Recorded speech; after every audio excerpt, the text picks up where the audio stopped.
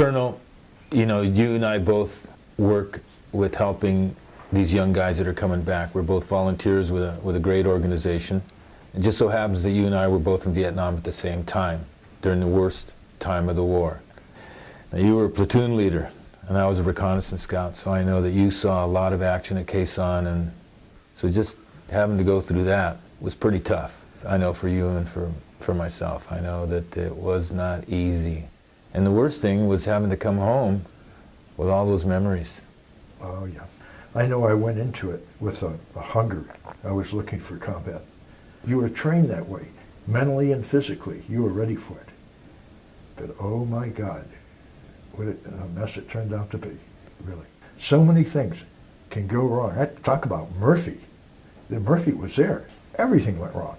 When I was in Vietnam, I dreamt about the day that I could come back to the peaceful United States.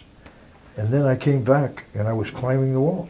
I was wanting to come back into combat. So you started looking for something.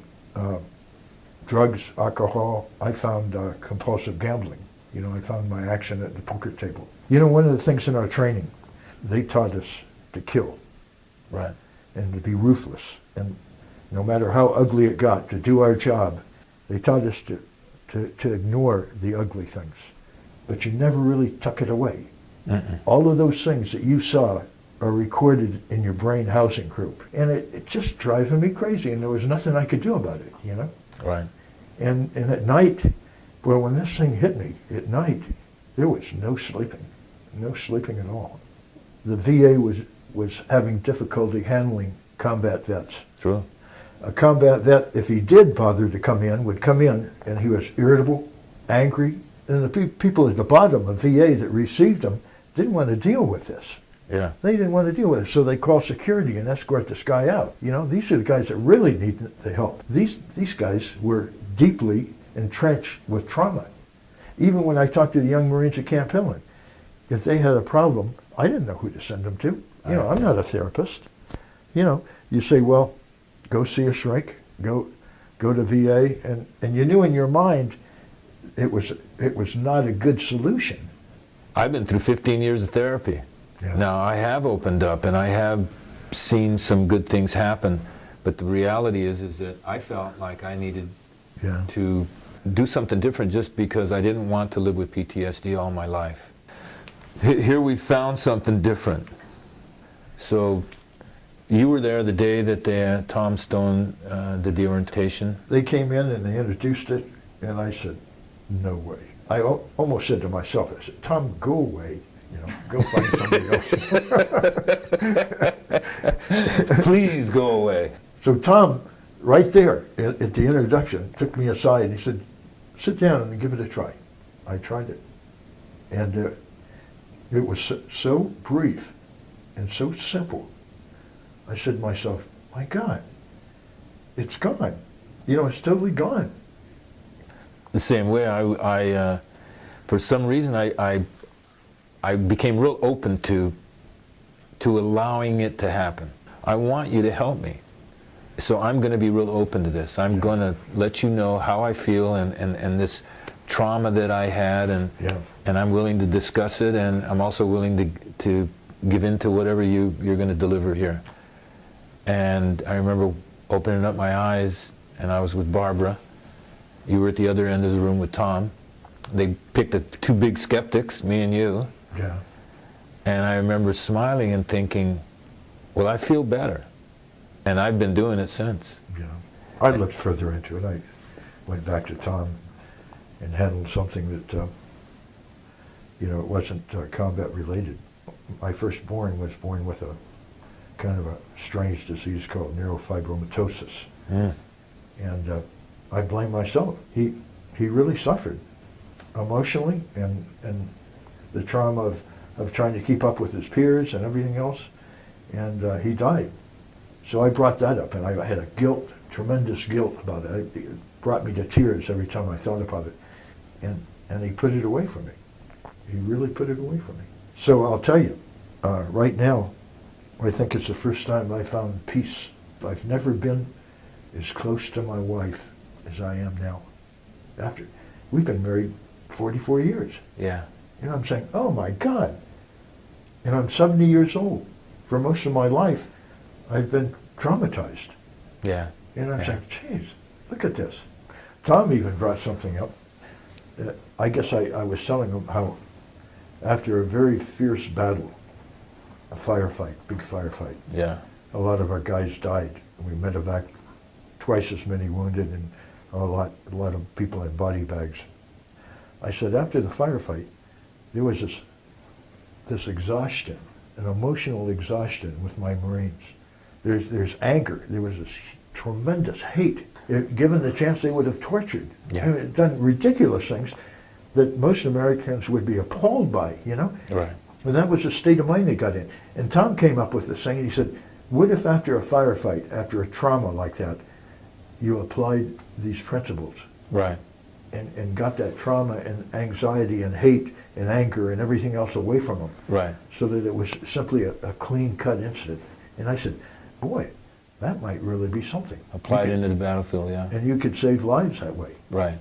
You could really save lives that way because you clear it all up. In combat, it becomes survival not only for themselves, but they put their lives on the line for their buddies. They'll die for their buddies. Sure. They'll go out and rescue the wounded and even bring back the dead and put their lives on the line. And it's tremendous what they do. And they don't deserve this.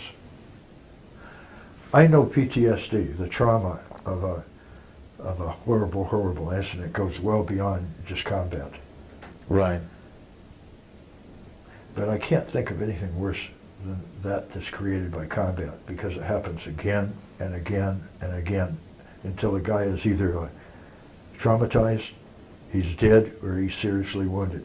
Yeah. And yet, here you are in a 20-minute session separating the incident from the trauma and attacking the trauma and putting it away like nobody else has done it. Nobody else even approached that, you know? Nobody can handle it. It's hard to reach the guys, but when you do reach them, how do you handle it? And nobody really knows. I don't think VA knows. No. The No. whole psychiatry world doesn't know. And here comes this little breakthrough that's phenomenal. To me, it's revolutionary. I was, and I'm sure I'm like you, I was always a very proud person, Sure. disciplined. Right. You could set your mind to it and accomplish almost anything, and you were confident that you could do that. But when this thing hit me between the eyes, it just tore me apart because I was so helpless, you know. And I just didn't have the slightest clue on how to deal with it, and now I do. I don't know if you can do it over the phone. Barbara said you can do it over the phone. I'm doing it over the phone. Are you? Yeah, some guy in Texas, I've talked to him 3 times, and twice I did the process. He's having nightmares. I said, okay, do you want a good night's sleep tonight? Yeah, okay, let's do this. Over the phone. Over the phone. And it worked. And it worked, and I said, call me tomorrow, right before you go to bed. And I'm telling you what, the guy called, and he was joyful. And he'd been drinking the night before, Colonel. And I didn't say much about it. You know that there's we self-medicate. That's just one of the problems that arises in how you try and get rid of your nightmares is you self-medicate. Called me the next time, he goes, I haven't been drinking tonight, he said. And I didn't make a big deal of it. Yeah. But that's what he told me, and I said, okay. And he goes, well, what are we going to work on tonight? Okay. He'd said that he'd been angry that day. It was something about his boss, something. I mean, I was listening, but I really didn't get the details. I go, so I did the muscle test, which I don't know how I do that, but it seems to be working. And I did anger, and I did some other ones, but anger kept coming up. I said, how about, what happened today? You want to bring that in? This was last night. Yeah. And he was anxious. He was, yes, yeah, let's do that one. And so I just walked him through it, and I just, at the very end, I said, now get a good night's sleep, because you're deserving of at least that. That's great. Yeah. The thing to me is, what more can you do to warm your heart, to feel so good, than to reach out and help somebody in need. Yeah. I mean, Barbara and Tom must really feel good, the number of people that they've helped, they've made happy. Well, they smile a lot. Yeah. Knows that. Maybe they know some jokes we don't know. Yeah.